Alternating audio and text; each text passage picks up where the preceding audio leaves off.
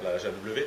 Donc chaque lettre chaque signe est un caractère, hein, un petit tampon en fait, qui est une hauteur définie, c'est la hauteur d'œil, hauteur typographique. Sa largeur, c'est la chasse, Voilà.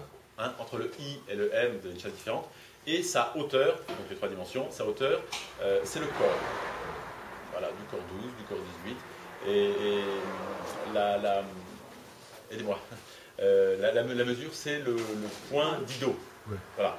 Et 12 points d'Ido, c'est un système dodéca, non pas phonique, mais dodécasimal. On fonctionne par 12. 12 points d'Ido font un Cicéro. Peut-être des mots que vous avez entendus, Dido, Cicéro. Voilà. Donc un caractère en 3 dimensions, ça c'est l'invention de Gutenberg, mobile. Hein, on ne graffe pas des lignes complètes, des pages complètes, comme ça s'est fait dans le bois auparavant. Mais chaque signe, alors ça permet de jongler, et ça c'est assez oulipien, c'est-à-dire qu'avec la même base de lettres, je peux faire un texte tout à fait différent. Et on remet en jeu chaque fois les caractères. Donc ça c'est le caractère mobile, première invention de Gutenberg. Deuxième, et indispensable, la presse. La presse qui était à l'époque inspirée de ce qui existait, c'est-à-dire les pressoirs, tout simplement. Vous avez une vis centrale et vous descendez un plateau, ce qui vous donne une puissance, simplement avec la vis, une puissance technique bien au-delà et bien mieux répartie que la puissance des bras. Voilà. La puissance mécanique qui vient presser également sur toute la même superficie. Voilà, ce sont les deux idées géniales de Gutenberg et de ses coéquipiers.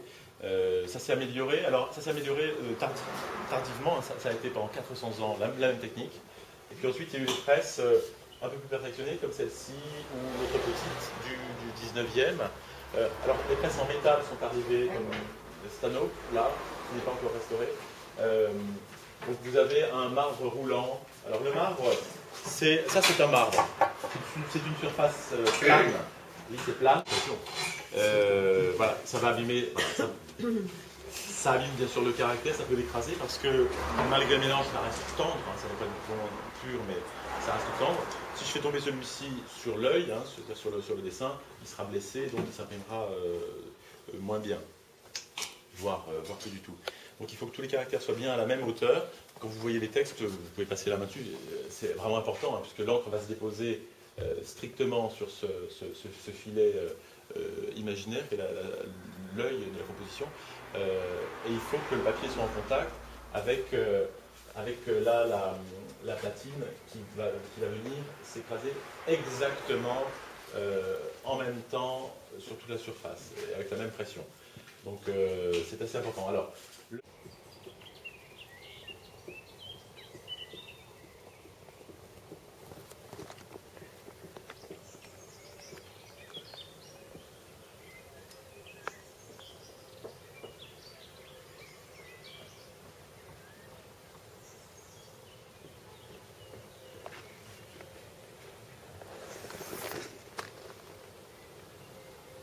Alors, il y a un petit livre qu'on a fait, une encyclopédie assez intéressante, l'histoire du livre en 5 volumes, c'est de 1923-1924, et cet éminent savant, hein, conservateur belge, et quand on dit belge, ça ne fait jamais sérieux aussi. Oui, ça c'est toujours embêtant. Hein. On en accepte pourtant quelques-uns. Enfin, on l'appelait de l'or au plomb, puisque lui pète les plombs, donc c'est une alchimie un petit peu inversée. Donc ce conservateur, ce monsieur très sérieux, compare l'invention de la typographie à l'invention du fusil mitrailleur. Voilà, c'est-à-dire qu'on peut tirer. C'est absolument n'importe quoi. Donc on a repris cet extrait de son texte qui nous a vraiment passionnés et on l'a composé au plomb. On a mis aussi des gravures linoléum qu'on a sympathiques. Il faudra beaucoup de vin rouge, j'ai cru comprendre, pour faire en 2 jours, 3 jours, une semaine, sans arrêt, le livre. Il sera composé, imprimé, façonné, entièrement ici. Comment ? J'espère, dans les 6 mois qui viennent, on fera le premier. Possible de l'atelier. Voilà, je vous ai dit, et Internet. Voilà, il y a 2 grandes... C'est notre manière de voir, 2 grandes révolutions de l'information et du partage des savoirs, et on en vit une actuellement. Et voilà, on est entre les deux, et on croise les deux parce que c'est formidable d'avoir numérique aujourd'hui. De nouvelle manière, c'est génial.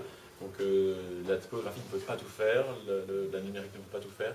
Et c'est voilà, plus le temps avance, plus on s'enrichit, en fait, l'espèce humaine s'enrichit. Vous créez des mots en fonction de ce ping-pong. Enfin, pas mal de contraintes sont imaginables à partir de la casse typographique. Hein. Mais vous pouvez aussi le faire avec celle-ci. Voilà. Je crois qu'il y a 20 000 signes en chinois, je ne sais pas comment ils font. On a 26 lettres, c'est déjà compliqué. Moins 5 000 pour faire les journaux. D'accord, c'est pas mal. Ouais. Ça suffit, en fait. J'avais demandé à Frédéric un jour donc, de confirmer que le schéma c'était celui d'une casse parisienne parce que c'est con de laisser tomber ces lettres, elles se perdent, quoi. Elles sont perdues pour l'humanité. Et donc j'avais imaginé de faire la casse où je pouvais récupérer ou restituer aux gens les lettres qu'ils avaient écrites en trop ou qui leur avaient manqué. Voilà. Et donc sur mon blog, j'ai un endroit où, en principe, je suis censé stocker les lettres dans une casse virtuelle. Et tu offres quand il manque des lettres voilà, les gens qui ont besoin d'une lettre, ils me le disent. Si vous avez besoin de lettres... Guy, un gars qui a des lettres. Mais non, mais c'était marrant parce que le gars m'a suggéré d'un coup l'idée qu'effectivement, on ne pouvait pas laisser ces pauvres lettres orphelines comme ça, qui se retrouvaient là. Quelqu'un allait les rayer parce qu'ils étaient en train. Je lui ai dit, y a-t-il des lettres anonymes? Oui, toujours. Mais il faut demander à Guy, alors là, celui qui se débrouille de ce genre d'histoire, on ne peut pas rentrer dans ce genre de salade. Hein. Nous nous occupons plus des lettres anonymes. Hein. Voilà. On va boire un coup ou tu débrouilles? non, il y a là. Je vais la porter sur ma tête, il veut. Qu'est-ce que j'ai fait? Moi, je m'étais proposé pour les emmener. Oui. Et puis il y avait Annika qui prenait un train, pas pour Paris, mais on peut la tolérer quand même, pour prendre un autre train.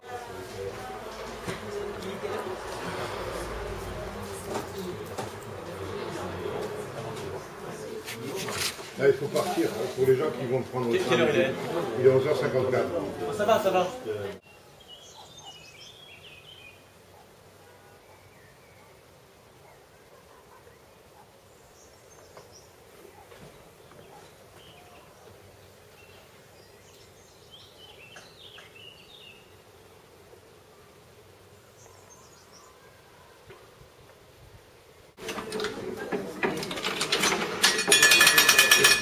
C'est d'avoir une parade.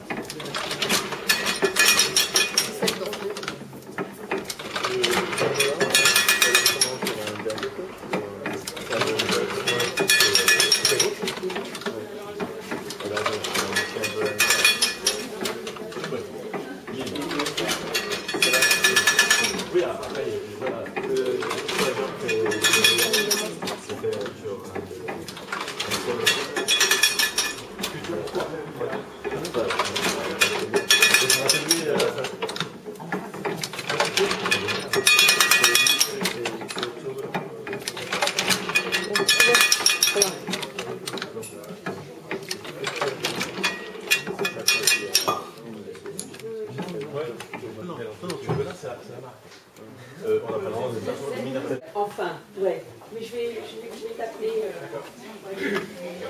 On est là, on n'est pas. Oui, non, mais. Toujours bien, vous souhaitez.